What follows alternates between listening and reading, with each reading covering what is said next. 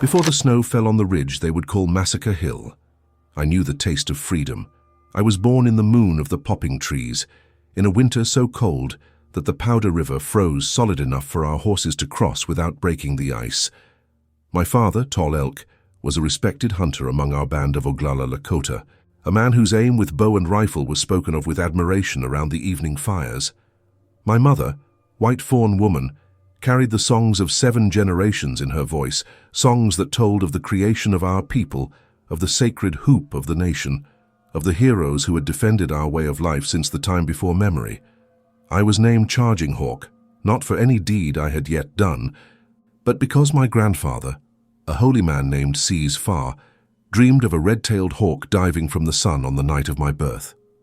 He woke from that dream with tears on his weathered face and told my father that the hawk he had seen was both beautiful and terrible, that it struck with perfect precision, but that its shadow fell across a field of bones.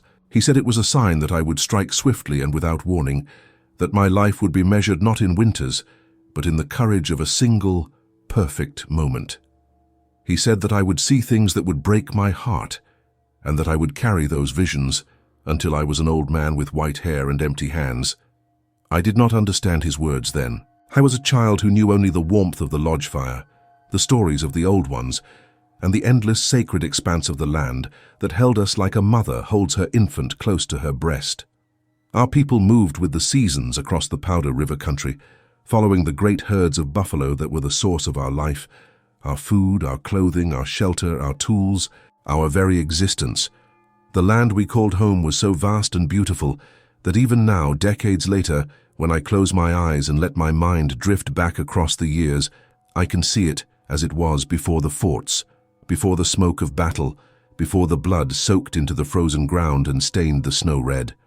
The buffalo moved in rivers of dark fur across the golden grass of summer and autumn, their hooves drumming a rhythm that was the heartbeat of our world, a sound so deep and constant that you felt it in your chest rather than heard it with your ears. When the great herds moved, the earth itself trembled, and the dust they raised could be seen for miles, a brown cloud that marked their passage, like the breath of the earth made visible. The Bighorn Mountains rose in the west like the backbone of the earth itself, their peaks white with eternal snow that never melted even in the heat of summer, their slopes thick with pine and spruce and fir, where the elk and deer and mountain sheep made their homes. In the valleys between the mountains, clear streams ran cold and fast over beds of smooth stones, and the water was so pure that you could drink from any stream without fear, could see the trout holding steady in the current, their spotted backs invisible until they moved.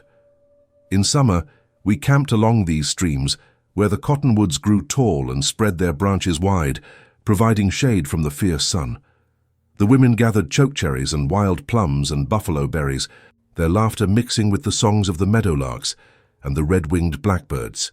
They dug wild turnips from the prairie, using sharpened sticks to pry the roots from the hard earth, and they gathered the inner bark of the cottonwood trees to feed our horses when the grass was scarce. The children, myself among them, swam in the shallows where the water ran slow and warm, and we learned to set snares for rabbits and to find the nests of prairie chickens, and to move through the tall grass without disturbing it, skills that would serve us when we were old enough to hunt. My father taught me to track from the time I could walk, to read the signs that animals left in the mud and grass and snow. He showed me how to tell the age of a track by the sharpness of its edges, how to know whether an animal was running or walking by the spacing of its prints, how to understand the warnings of the birds and the behavior of the wind. He taught me that every living thing was our relative, that the buffalo gave his life so that we might live, and that we owed him honor and gratitude and must waste nothing of his gift. When we killed a buffalo, we used every part of him. The meat fed us, the hide clothed us and sheltered us, the bones became tools and weapons, the sinew became thread and bowstrings, the horns became cups and spoons, the hooves became glue, even the stomach became a cooking vessel. Nothing was wasted, because to waste the gift of the buffalo's life was to dishonor him and to anger the spirits who watched over the herds. My father also taught me the ways of war, for we were not a peaceful people, though we were not cruel or savage as the whites would later claim. We fought with the Crow and the Shoshone and the Pawnee over hunting grounds and horses, And these fights were part of the rhythm of our lives, as natural as the changing of the seasons. A young man proved his courage by going on raids, by stealing horses from enemy camps, by counting coup on an enemy warrior, touching him with a stick or the hand in the midst of battle, an act that required more bravery than killing from a distance. I went on my first raid when I was 14 winters old, riding with a party of young men led by a warrior named Black Shield.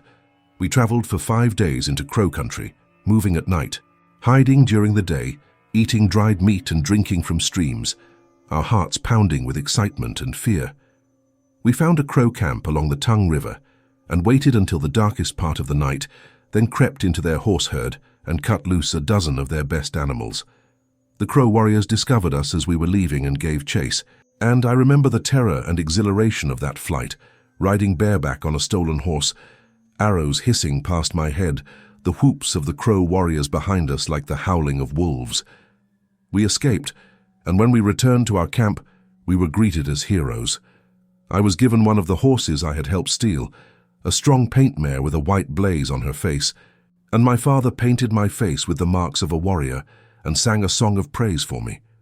I felt 10 feet tall that day, felt that I had become a man, that I had earned my place among the warriors of my people. In winter, when the snow lay deep and the wind howled across the plains like the voices of angry spirits, we gathered in our lodges and the elders told the old stories. The lodge was warm from the fire that burned in the center, the smoke rising through the opening at the top, the buffalo robes soft and thick beneath us. Outside, the wind might be tearing at the lodge cover, and the temperature might be cold enough to freeze spit before it hit the ground, but inside we were warm and safe and together.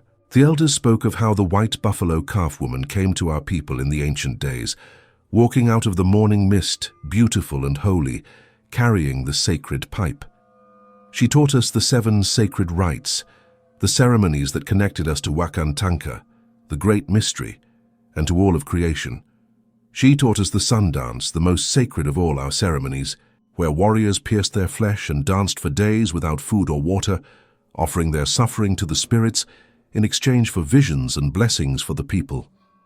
She taught us the vision quest, where a young man went alone to a high place and fasted and prayed until the spirits sent him a vision that would guide his life. She taught us the sweat lodge ceremony, where we purified ourselves in steam and prayer. She taught us how to live, and then she walked away into the distance, and as she walked, she turned into a white buffalo calf, and we knew that she was sacred, that she was a gift from the spirits, and that as long as we followed her teachings, we would survive and prosper. The elders also told stories of the great battles against our enemies, of horse raids and acts of bravery that earned a man his place in the council. They spoke of warriors who had counted coup 100 times, who had stolen horses from under the noses of enemy guards, who had rescued wounded comrades from the midst of battle, who had fought against impossible odds and survived. They spoke of Wakantanka, the great mystery, who lived in all things and watched over us with a love that was as fierce as it was tender. They taught us that the world was full of spirits, that every rock and tree and animal had a spirit, that the thunder beings lived in the west and brought the storms, that the 4 winds each had their own power and personality, that we were surrounded by forces we could not see but must respect and honor. I learned that a man's worth was not measured in the things he owned, but in his generosity, his courage, his wisdom, and his loyalty to his people. A man who hoarded his wealth was despised, but a man who gave away everything he had to help others was honored. A man who boasted of his deeds was mocked, but a man who let others speak of his bravery was respected. A man who put his own interests above those of the people was shunned, but a man who sacrificed for the good of all was loved. This was the world I was born into, a world of order and balance, of hardship and joy, of deep connection to the earth and sky, and to each other. It was not a perfect world, and I do not want to pretend that it was some kind of paradise where nothing bad ever happened. We knew hunger when the buffalo were scarce, when the herds moved to other hunting grounds and we had to follow them or go without. We knew the grief of losing loved ones to sickness, to accidents, to the dangers of the hunt and the violence of war. We knew the pain of childbirth, the sorrow of children who died before they could walk, the fear of harsh winters, when the snow was too deep and the cold too bitter, and the food ran out before spring came. We knew the violence of our wars with other tribes, the raids and counter-raids that were part of the fabric of our lives. The young men who rode out in the morning and did not return, the women who mourned their husbands and sons and brothers. But it was our world, and it was whole, and it was ours by the right of our ancestors who had lived and died on this land since the beginning of time, since the day we emerged from the earth itself in the sacred Black Hills, the heart of everything that is. I remember the year the white men first came in great numbers, not as the occasional trapper or trader we had seen before, men who lived among us and married our women and learned our language, but as a flood of wagons rolling west along the trail they called the Oregon Road, far to the south of our hunting grounds. I was perhaps 10 winters old, and my father took me to see them, riding south for 2 days until we reached a high bluff overlooking the trail. We sat on our horses and watched in silence as the wagons rolled past below us, a line of white canvas covers that stretched from horizon to horizon, creaking and groaning, pulled by oxen that moved with the slow, patient plodding of animals that have no choice but to endure. There were hundreds of them, maybe thousands, more white people than I had ever imagined existed in the world. My father's face was troubled as he watched them, and he said to me, "They are like the grasshoppers that come in clouds and eat everything and leave the land bare. Where are they all going? And what will happen when they have eaten everything in the west and turn back to look at what we have?" The old men shook their heads and said it was a bad sign, but the wagons passed through and did not stay, and we thought perhaps they would keep moving, that their hunger for land would be satisfied somewhere beyond the mountains, in the places they called Oregon and California. We were wrong. We were so terribly, tragically wrong. The whites kept coming, more and more of them every year, and they brought with them their diseases that killed us by the hundreds, their whiskey that made men crazy and violent, their promises that were lies, and their hunger for land that could never be satisfied. I was 16 winters old, on the cusp of manhood, when the soldiers came to Fort Laramie in the summer of 1866 and called for a great council. My father and I rode south with Red Cloud, the war chief of the Bad-Face Band of Oglalas, and with many other chiefs and warriors of the Lakota, the Cheyenne and the Arapaho.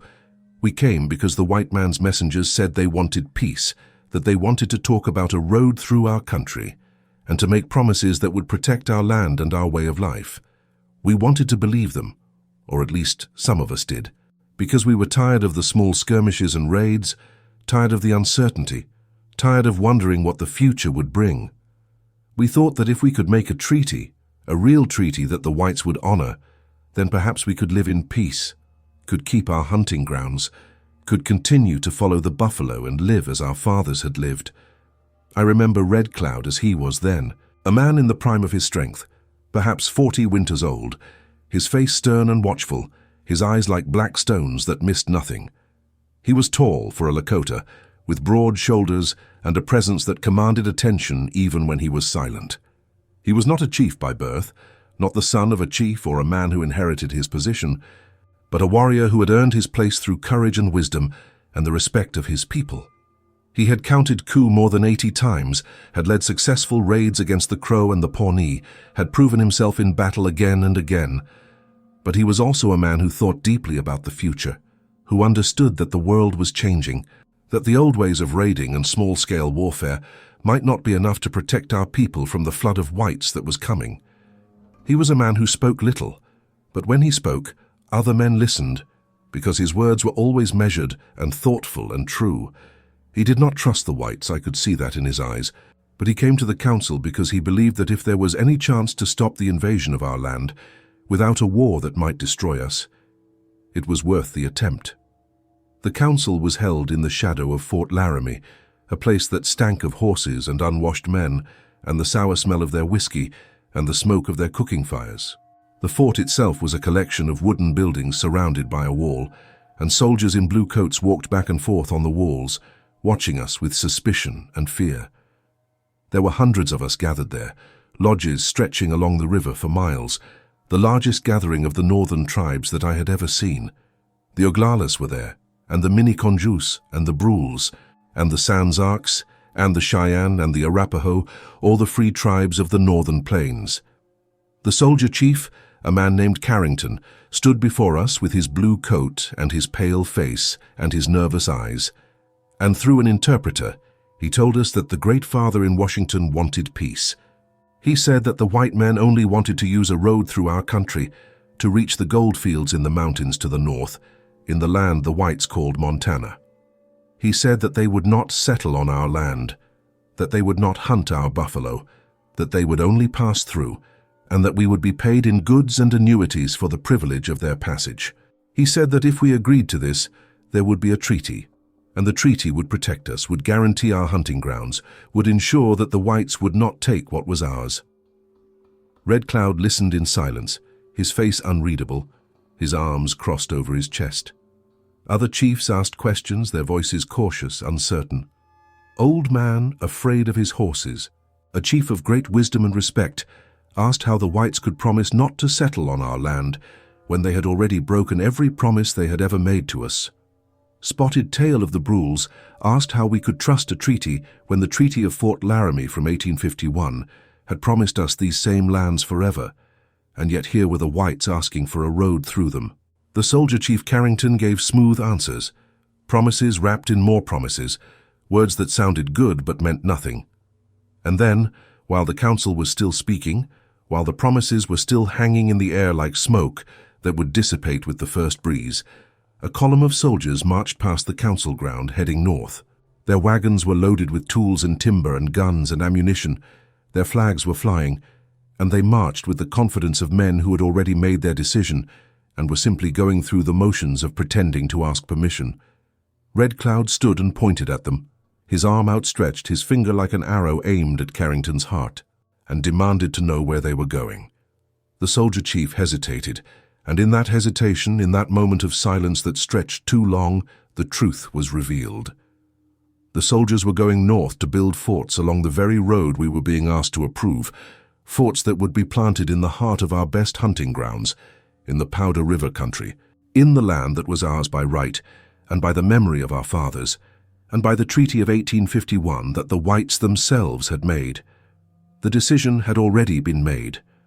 The council was a lie. The treaty was a pretense.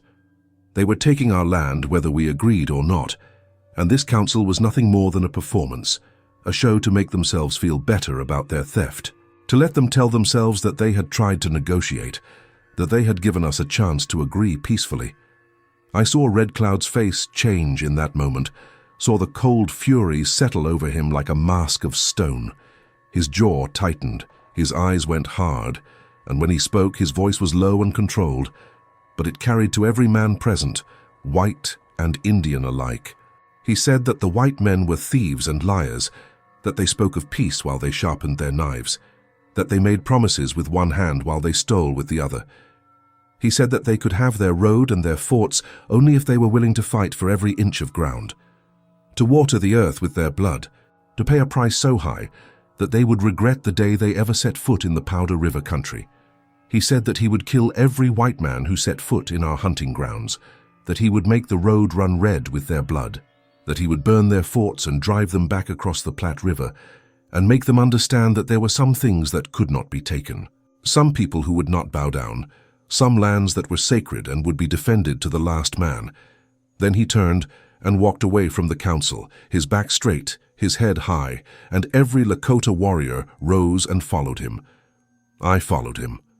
My father followed him. We all followed him because we knew that he had spoken the truth, that the time for words was over, that the only language the white men understood was the language of war, and that if we did not fight now, we would lose everything. We rode north, back to our camps in the Powder River country, and the word spread like wildfire across the plains. Red Cloud was going to war. Red Cloud had walked away from the Treaty Council. Red Cloud had called the whites liars and thieves to their faces and had promised to kill them all. The Oglalas, the Miniconjus, the Brules, the Sanzarks, the Cheyenne, the Arapaho, all the free tribes of the northern plains, we gathered our warriors and made ready to defend our land. The young men painted their faces and sang their war songs and danced the war dance, and the women made arrows and repaired moccasins and prepared dried meat for the warriors to carry. The holy men performed ceremonies and prayed for victory and made medicine to protect the warriors in battle. The chiefs held councils and made plans and sent messengers to other bands, calling them to join the fight. It was a time of great energy and purpose, a time when we felt that we were doing something important, something necessary, something that our children and grandchildren would remember and honor. That summer and fall of 1866, we watched as the soldiers built their forts. Fort Reno was already there, an old trading post that the army had taken over. Fort Phil Kearny was built in the heart of our best hunting grounds, in a valley where the grass grew thick and the water was sweet and the buffalo came in great numbers. Fort C.F. Smith was built further north on the Bighorn River. 3 wooden islands of the white man's world planted in our country like stakes, driven into the heart of a living thing, like daggers thrust into the body of our mother, the earth. We harassed them constantly from the moment they began building. We ran off their horses and mules, creeping into their camps at night and cutting the picket lines, driving the animals away so that the soldiers had to walk or stay inside their forts. We picked off their woodcutting parties, shooting at them from cover, killing 1 or 2 men, and then disappearing before the soldiers could organize a pursuit. We killed any man who strayed too far from the protection of the fort's walls, any hunter or scout or messenger who thought he could travel safely through our country. We made them afraid to leave their gates, made them prisoners in their own strongholds, made every trip outside the walls a journey into danger and possible death. I participated in many of these raids, and I learned the arts of war in a way that no amount of training or practice could teach. I learned patience, the ability to lie motionless in the grass for hours, waiting for the right moment to strike. I learned to read the land, to use every fold and depression and clump of brush as cover, to move from one position to another without being seen. I learned to shoot quickly and accurately, to make every arrow count because you might not get a chance for a second shot. I learned to work with other warriors, to coordinate our attacks, to support each other, to know without words what each man would do. I killed my first white man during one of these raids, a soldier who had wandered away from a wood-cutting party to relieve himself in the bushes. I shot him with an arrow from 20 paces, and he fell without a sound, and I felt a strange mixture of triumph and sickness in my stomach. He was my enemy, and I had killed him as I would kill a crow or a Pawnee, but there was something different about it, something that troubled me in a way I could not name. Perhaps it was because I knew that this was not a raid for horses or honor, but the beginning of a war that would not end until one side or the other was destroyed. But the forts remained and more soldiers came, and we knew that harassment alone would not drive them out. The whites were stubborn and determined, and they had resources that we could not match. They could bring in supplies by wagon train, could build walls and blockhouses, could endure hardship and privation, because they believed that they were bringing civilization to a savage land, that they had a right, even a duty, to take what they wanted.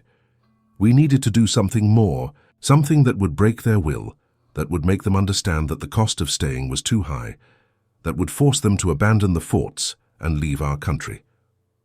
Red Cloud understood this, and in the late autumn of 1866, he called a council of the war chiefs in a hidden valley where the lodges of more than 1,000 warriors stretched along the river like a city of hide and smoke. I sat with my father at the edge of the council circle and listened as the greatest warriors of our people debated strategy. Red Cloud spoke of patience, of waiting for the right moment, of luring the soldiers into a trap so perfect and so deadly that it would break their will and force them to abandon the forts. He spoke of the arrogance of the white soldiers, of their contempt for us, of their belief that they were superior in every way, that one white soldier was worth 10 Indians, that we were cowards who would only fight from ambush and would run at the first sign of a real battle. He said that arrogance was a weakness and that we would use it to destroy them. He said that we would find an officer who was particularly arrogant, particularly eager for glory, and we would give him exactly what he wanted, a chance to chase us, a chance to prove his bravery, a chance to win a great victory. And then we would kill him and every man with him, and we would do it in such a way that the story would spread, that every soldier in every fort would hear of it and would be afraid. A young warrior named Crazy Horse, a strange and quiet Oglala who was known for his reckless bravery and his powerful visions, spoke in support of Red Cloud's plan. Crazy Horse was perhaps 25 winters old, with light brown hair that was unusual among our people, and pale skin that made some whisper that he had white blood in him, though no one said it to his face. He was a man who seemed to live half in this world and half in the spirit world, who went into battle as if he were invincible, who had been shot at and struck at countless times but never seriously wounded, as if the spirits protected him. He said that he had dreamed of a great battle, of soldiers falling like leaves in the wind, of a victory so complete that the whites would speak of it in whispers for generations. He said that he would be the bait, that he would lead the decoy party that would draw the soldiers out, and that he would not fail. His voice was soft, and his manner was humble, but there was a certainty in his words that made men believe him. I looked at Crazy Horse and saw a man who was already half in the spirit world, a man who rode into battle as if he were invincible because he believed that he was, and I believed him. Other chiefs spoke, offering suggestions, raising concerns, debating the details. High Backbone, a Miniconju chief known for his fierceness in battle, said that we must have enough warriors to ensure that no soldier escaped, that if even one man made it back to the fort to tell the tale, the trap would be less effective. He said that we needed at least 1,000 warriors, maybe more, and that they must be disciplined enough to stay hidden until the signal was given, to not break cover too early in their eagerness for glory. American Horse, an Oglala chief, said that we must choose the ground carefully, that we needed a place where the soldiers could be surrounded and cut off from retreat, where the terrain would work in our favor. Little Wolf, a Cheyenne chief, said that his warriors would join the fight, that the Cheyenne had as much reason to hate the whites as the Lakota did, that we were all brothers in this struggle. The council went on for hours, and gradually a plan took shape, a plan that was simple in concept but would require perfect execution. We would wait for the deep cold of winter, when the soldiers would be hungry and bored and eager for a fight, when they would be more likely to make mistakes. We would send a small party of warriors to attack the wood train that went out every day from Fort Phil Kearny to cut timber in the forests to the west. The soldiers would send out a relief force, as they always did, because they could not afford to let their wood-cutting parties be destroyed, because they needed the timber to build their fort and to keep their fires burning through the winter. And we would have 1,000 warriors or more hidden in the hills and ravines along the road, waiting to close the trap. The decoy party would lead the soldiers north, away from the fort, up the road toward a place where the trail crossed a ridge. Once the soldiers were committed, once they had crossed the ridge and could not see the fort behind them, the decoy party would scatter, and the hidden warriors would rise up and surround them and kill them all. It was a simple plan, but it required discipline and patience and perfect timing and a bit of luck. We would need the right officer to take the bait, an officer who was arrogant enough and ambitious enough to chase us beyond the point of safety, and we would need the weather to cooperate, to be cold enough that the soldiers would be miserable and distracted, but not so cold that our warriors could not function. We spent the weeks of early winter preparing, gathering our forces, scouting the ground, rehearsing our movements. Warriors came from all over the Powder River country, from camps scattered across hundreds of miles, answering Red Cloud's call. The chiefs assigned each band of warriors to a specific position, each group with a specific role. Some would be hidden in the ravines on either side of the road, lying in the snow with their weapons ready, waiting for the signal. Some would be positioned on the high ridges to cut off any retreat, to ensure that no soldier could escape back to the fort. Some would be held in reserve to deliver the final crushing blow, to sweep down from the hills and finish any soldiers who were still fighting. I was assigned to a group of young warriors under the leadership of High Backbone, the Miniconju chief. Our task was to be part of the main ambush force hidden in a long, deep ravine that ran parallel to the road just north of the place where the trail crossed a small ridge. We scouted the position several times, memorizing every rock and bush, planning exactly where we would hide our horses, where we would position ourselves, how we would emerge when the signal was given. The days grew shorter and colder, and we waited. We watched the fort from the hills, watched the wood train go out every morning and return every evening, watched the soldiers on the walls, watched for any sign that they were becoming careless or overconfident. And we watched for the right officer, the one who would take the bait. We learned that there was a captain in the fort named Fetterman, William J. Fetterman, who had come west after the war between the whites in the east had ended. He was a man who had fought in that war and believed that he was a great soldier, a man who had boasted openly that with 80 men he could ride through the entire Sioux nation, that we were cowards and savages who would run at the first sign of a real fight. The scouts brought back stories of his arrogance, of how he mocked the other officers who were more cautious, of how he was eager for a chance to prove himself, to win glory and promotion. Red Cloud smiled when he heard these stories and said that Fetterman was the man we were waiting for, that his arrogance would be his death and the death of all who followed him. On the 19th day of December, in the year the white men called 1866, Red Cloud gave the word. The weather was perfect for our purposes, bitterly cold but clear, with a hard blue sky and a wind that cut like a knife. We rode out in the darkness before dawn, a long column of warriors wrapped in buffalo robes, our faces painted for war, our weapons ready. We moved in silence, the only sounds the crunch of snow under our horses' hooves and the occasional snort of a horse or the jingle of a bit. We reached our positions and dismounted, leading our horses down into the ravine where they would be hidden from sight. We crouched in the snow and waited, and the cold seeped into our bones and the sun climbed slowly into the sky, and still we waited. I could hear the breathing of the men around me, could see the vapor rising from their mouths like smoke, could feel the tension in the air like the moment before a thunderstorm breaks. My heart was pounding in my chest, and my hands were shaking, though whether from cold or fear or excitement I could not say. I checked my weapons for the 10th time, my bow and arrows, my knife, the old trade musket I had taken from a dead Crow warrior years before. I prayed to Wakantanka and to my spirit helpers, asking for courage and strength and a steady hand. And then, in the distance, we heard the sound of gunfire. The decoy party had struck the wood train. The trap was sprung. I crawled to the edge of the ravine and peered over the rim, my heart pounding so hard I thought it would burst from my chest. I could see the road, a pale line cutting through the snow-covered hills. I could see the fort in the distance, perhaps 3 miles away, a cluster of dark buildings surrounded by a wooden wall.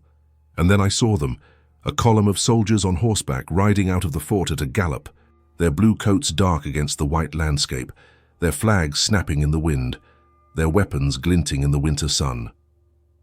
They were coming. The decoy party appeared on the road ahead of them, a small group of warriors on fast ponies, perhaps 10 or 12 men riding hard, firing back over their shoulders, leading the soldiers on. I recognized Crazy Horse at the front of the group, his long hair streaming behind him, his pony dancing and wheeling as he taunted the soldiers, riding close enough that they could almost touch him, then darting away, daring them to follow.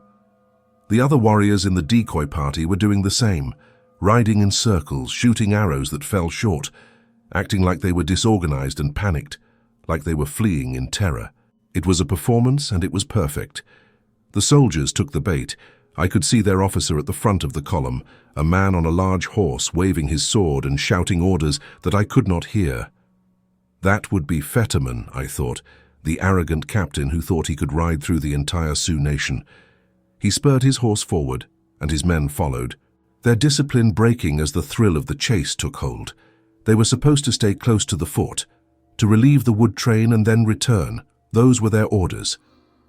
But Fetterman was arrogant and ambitious, and he had boasted that with 80 men he could defeat any number of Indians, and now he had his chance to prove it, and he could not resist.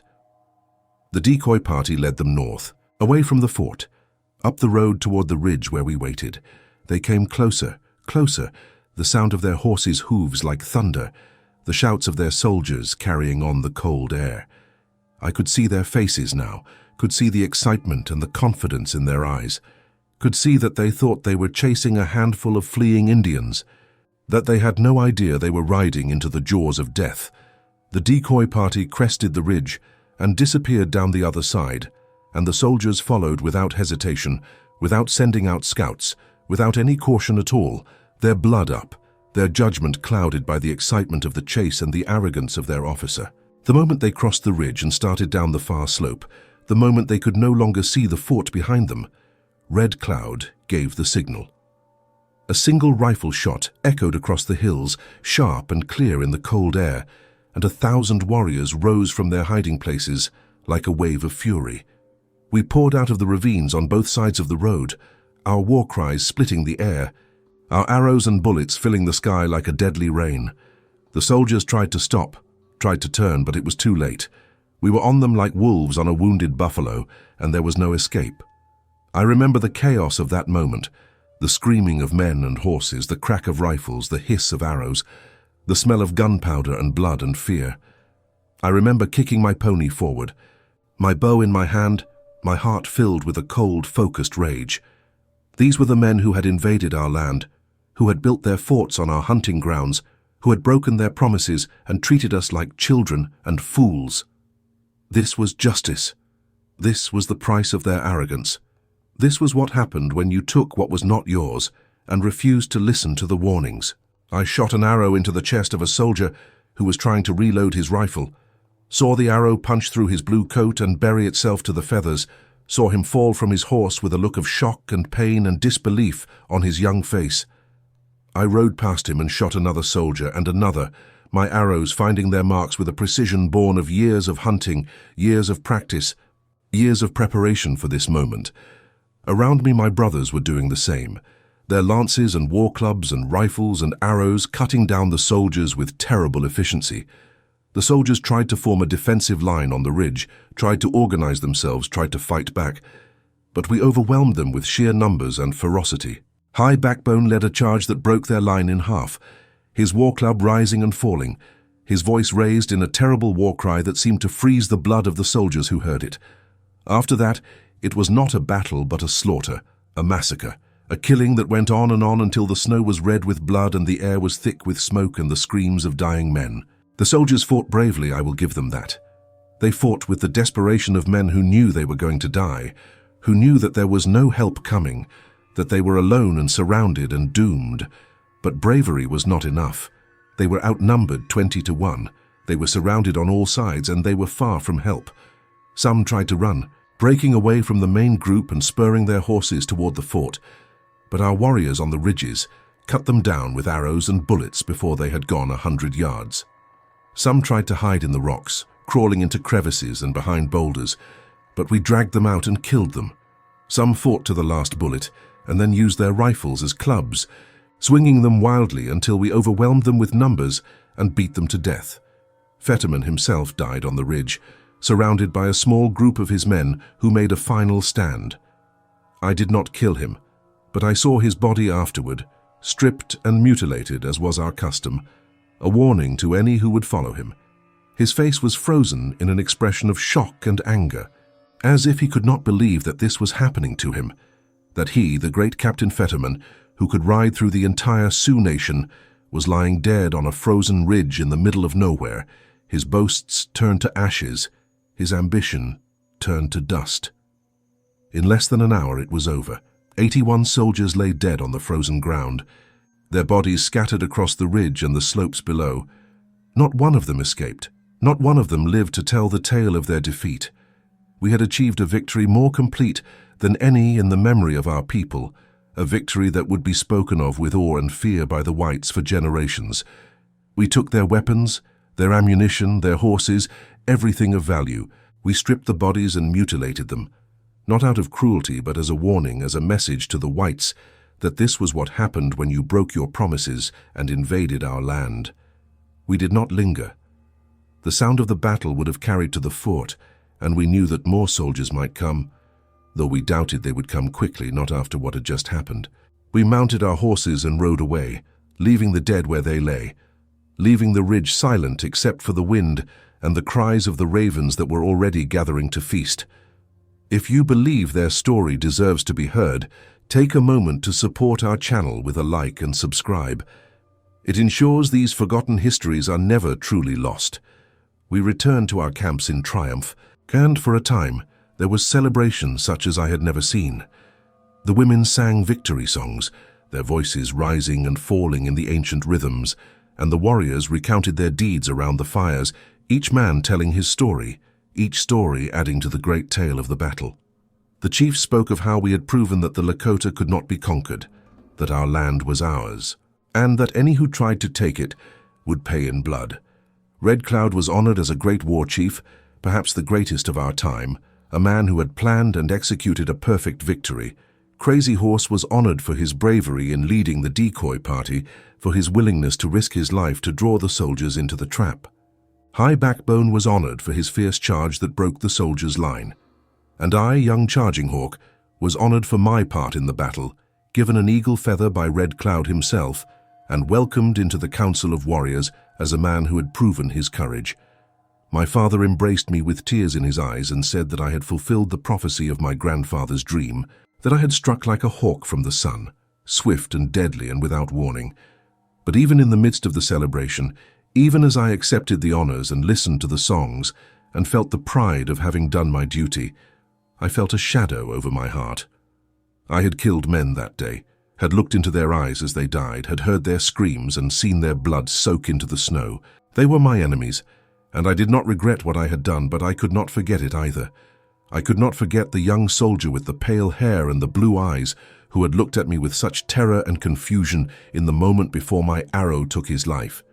He was not much older than I was, perhaps 20 winters, and I wondered if he had a mother who would weep for him, a woman who would wait for him to come home and never understand why he did not. I wondered if he had wanted to come to our land, or if he had been sent by men who cared nothing for his life or ours, men who sat in comfortable offices far away and made decisions that sent young men to die in frozen places they had never heard of. I wondered if he had been afraid, if he had known in those last moments that he was going to die, if he had thought of his home and his family and all the things he would never do. These thoughts troubled me, but I pushed them aside. There was no room for doubt, no room for weakness. We were at war, and in war there is only survival and death, victory and defeat, us and them. The winter passed, and the soldiers did not come out of their forts. They huddled behind their walls like frightened rabbits, and we controlled the land around them completely. Red Cloud's strategy had worked. The victory at the ridge, the place the whites called the Fetterman Massacre or the Fetterman Fight, had broken their confidence and made them afraid. They sent out no more wood-cutting parties. They sent out no more patrols. They stayed inside their walls and waited for spring and reinforcements, and we let them wait.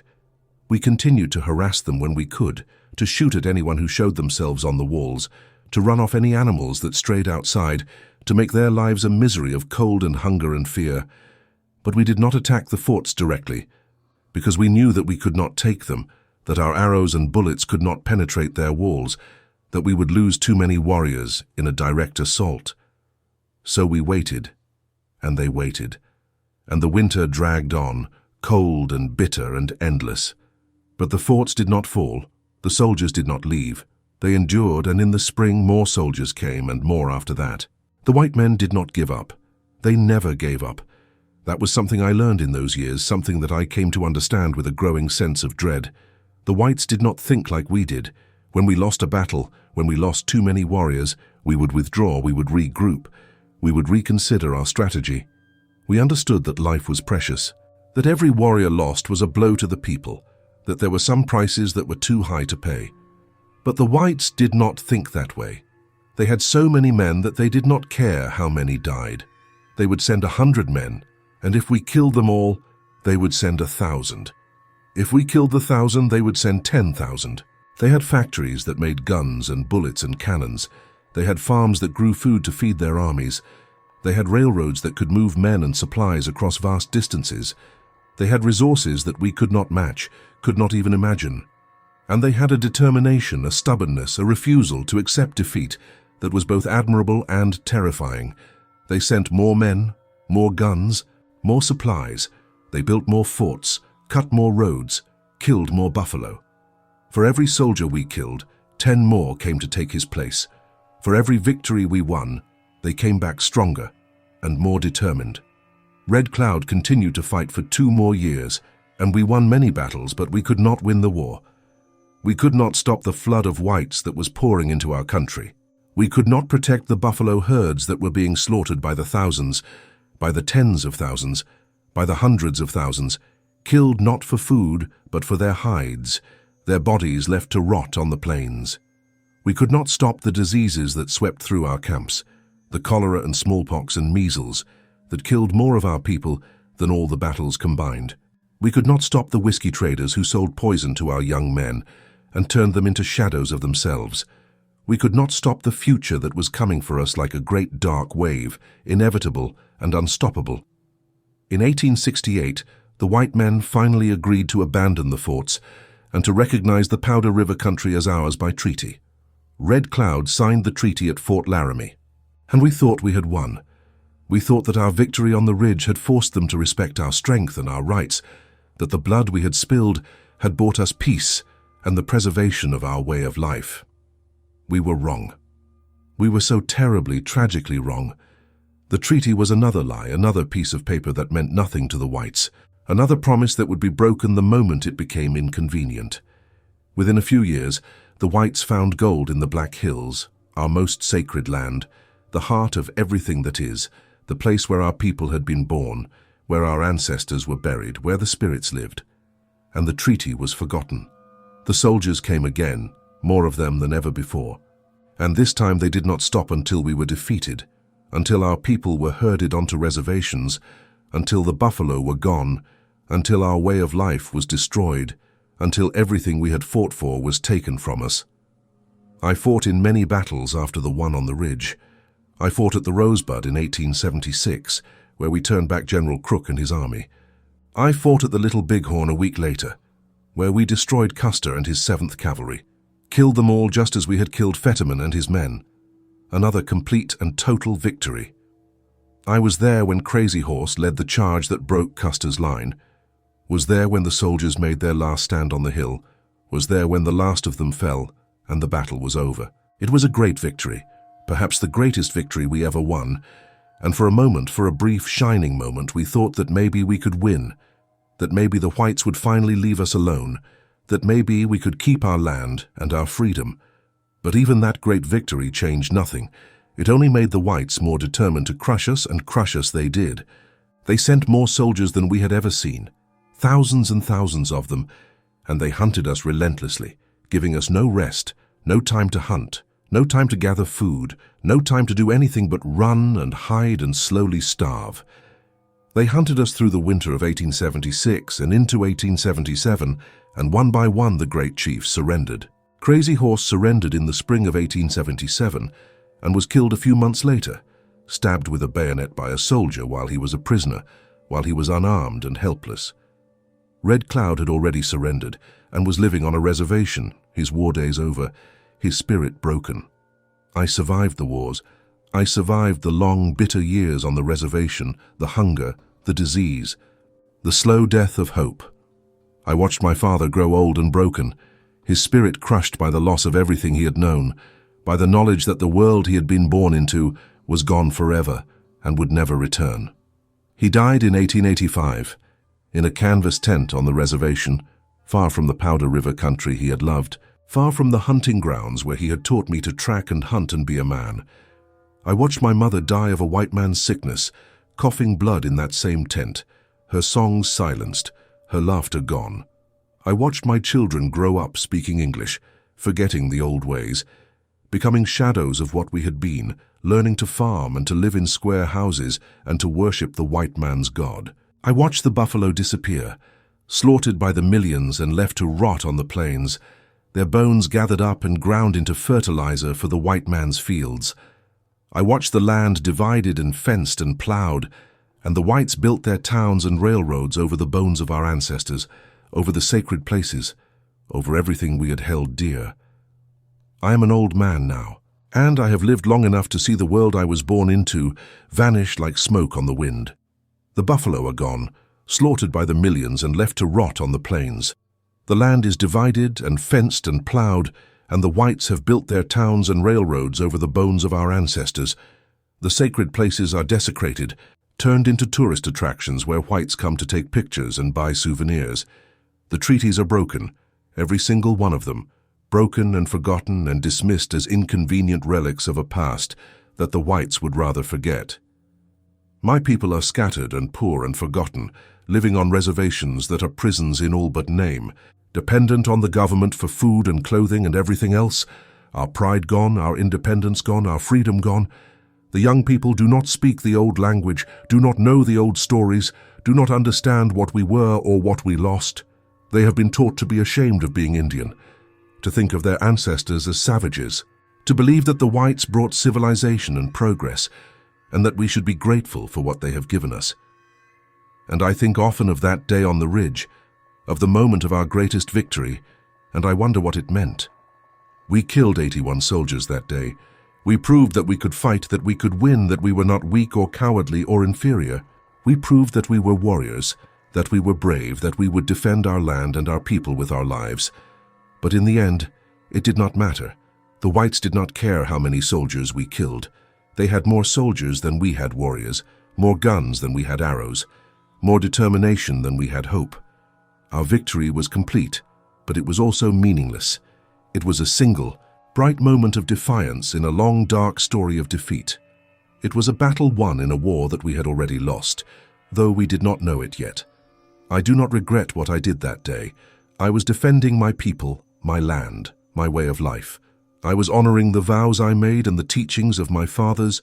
I was being a warrior, and that was what I was supposed to be, what I had been trained to be, what my people needed me to be. But I have learned that there are some wars that cannot be won, some enemies that cannot be defeated, not because they are stronger or braver, but because they are more numerous and more ruthless and more willing to destroy everything in their path. The white men did not come to share the land. They came to take it, all of it. And they did not stop until there was nothing left to take. They did not see us as human beings with rights and feelings and a culture worth preserving.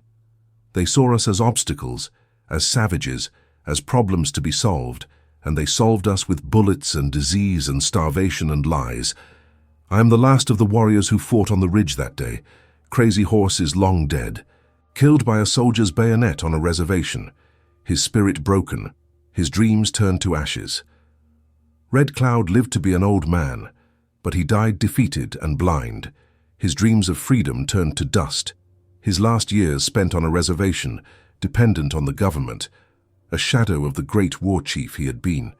High Backbone, my war leader, died of the white man's whiskey, his spirit broken by the reservation, by the loss of everything he had known, by the knowledge that all his fighting had been for nothing. All the others, all the brave men who rode with me that day, they are gone, and their names are forgotten by everyone except me. I carry their memory like a wound that will not heal, like a scar on my heart that throbs with pain every time I think of them, every time I remember what we were and what we have become. I carry the memory of the world we lost, the freedom we knew, the land that was ours. I carry the memory of riding across the plains with the wind in my face and the sun on my back, of hunting the buffalo, of sitting around the fire and listening to the old stories, of being part of something larger than myself, part of a people who had lived on this land since the beginning of time. I carry the memory of that cold December morning, the sound of our war cries echoing across the hills, the sight of the soldiers falling, the taste of victory that was as bitter as it was sweet.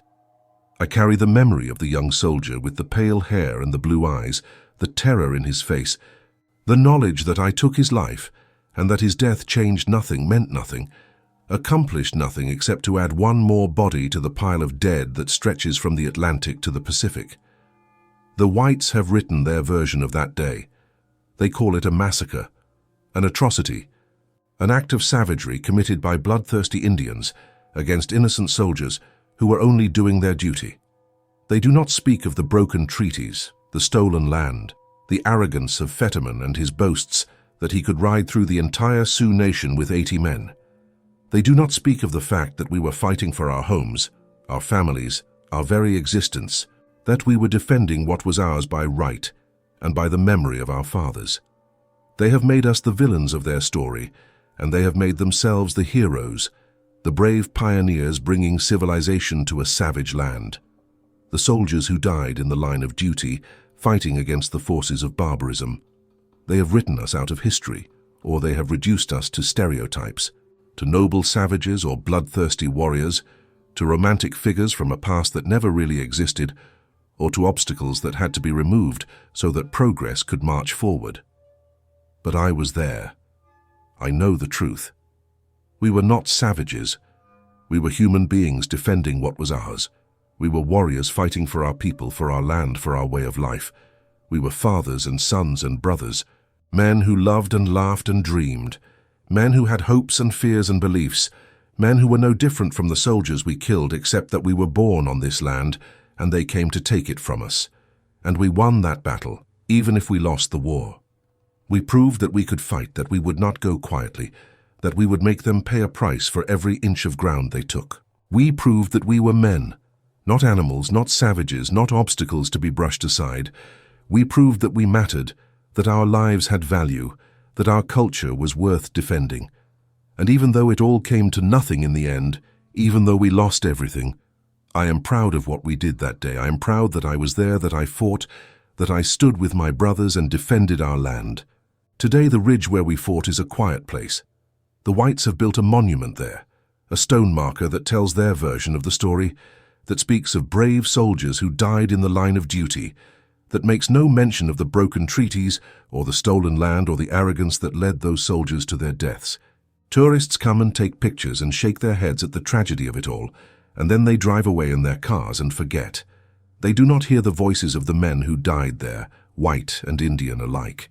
They do not feel the cold wind that still blows across that ridge, carrying the echoes of war cries and screams and the thunder of hooves. They do not understand what was lost there, what was won there, what it all meant. But I hear them. I hear them every night in my dreams. I hear the voice of my father telling me to be brave, to honor my people, to never forget who I am. I hear the voice of Red Cloud calling us to war, his words like thunder, his certainty like stone.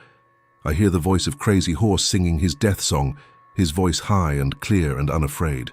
I hear the voices of the soldiers begging for mercy that we did not give, because no mercy had been given to us, because mercy was a luxury that neither side could afford in a war that was about survival, about existence, about whether we would continue to be a people or would be swept away and forgotten.